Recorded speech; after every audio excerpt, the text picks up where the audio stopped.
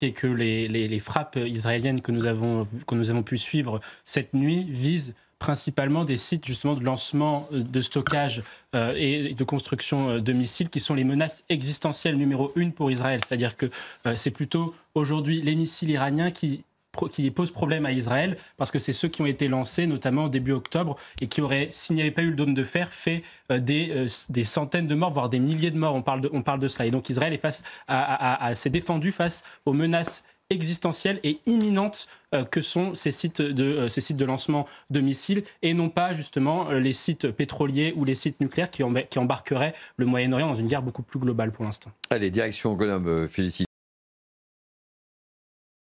Et on enfoncer des portes ouvertes. On enfonce des portes ouvertes et on le voit effectivement, la société est en train d'évoluer avec une radicalisation en termes de violence de la part de mineurs. On le voit avec plusieurs chiffres, notamment en 2005, aux émeutes de 2005, il y avait moins de 20% des émeutiers qui étaient mineurs. Or aujourd'hui, aux émeutes de 2023 que nous avons subies l'été dernier, c'est plus de 50%. Donc ce qu'il faut, et on l'a vu lors des émeutes de 2023, c'est systématiser la comparution immédiate et la sortir d'une peine. Et pour que la peine soit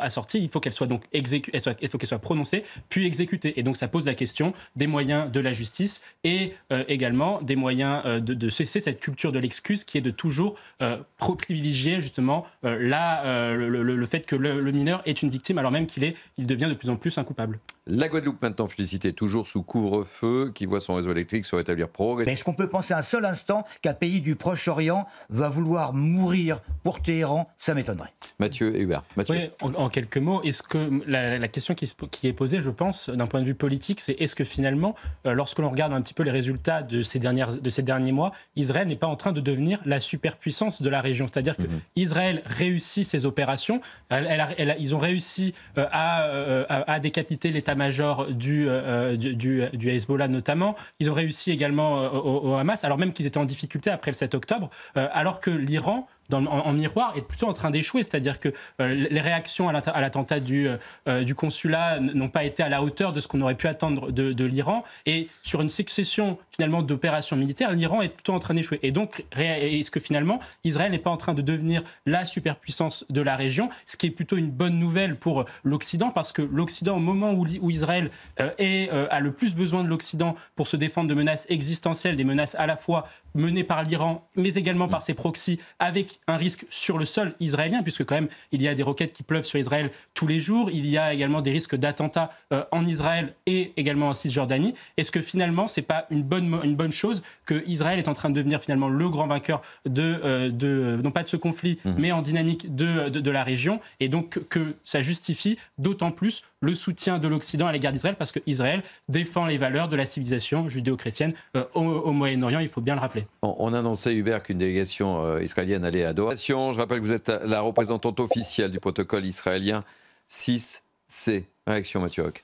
Oui, je vais réagir à ce qui vient d'être dit. Je partage tout à fait. Là, il y a aujourd'hui une convergence d'intérêts objectifs entre Israël, le monde occidental d'un point de vue européen et américain, et certains pays arabo-musulmans qui ne veulent plus de la domination, ne veulent pas d'une domination du Moyen-Orient par l'Iran, par l'islamisme iranien.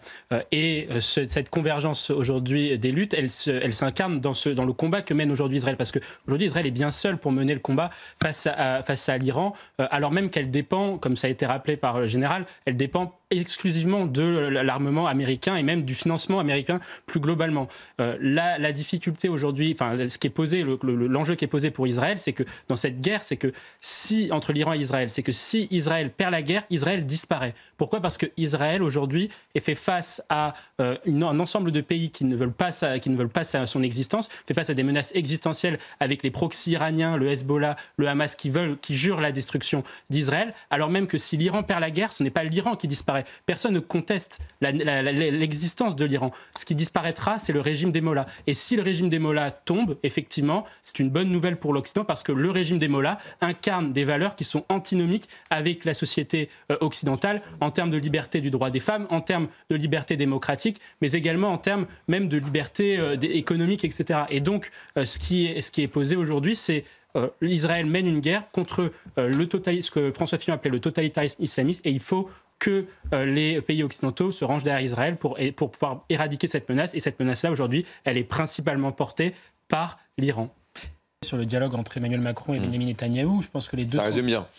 Exactement. Benjamin Netanyahou, lui, son objectif, c'est effectivement de poursuivre le conflit jusqu'à justement l'éradication du Hamas, du Hezbollah, voire effectivement le régime change dont vous parlez en Iran. Et à ce titre-là, il a été en difficulté sur un certain nombre de points, notamment à partir du 7 octobre. Et il renaît, on va dire, un peu politiquement. Il a repris du capital politique en décapitant une partie de l'état-major du Hezbollah. Donc lui, il est sur cette logique-là. Guerre de civilisation égale guerre contre l'islamisme. Et donc l'Occident doit nous soutenir pour pouvoir vaincre le totalitarisme islamique. Ensuite, Emmanuel Macron, lui, il est dans une optique où il a eu tellement d'échecs sur le plan international depuis 2017. Il a tellement d'échecs.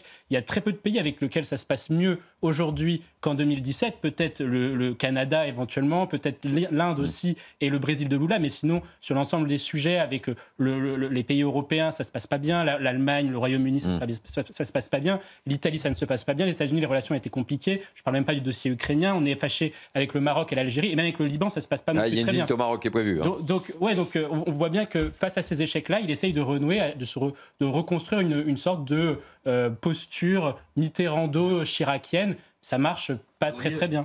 Mitterrando, faites le paquet cadeau alors. Oui, Chirac, Mitterrandienne.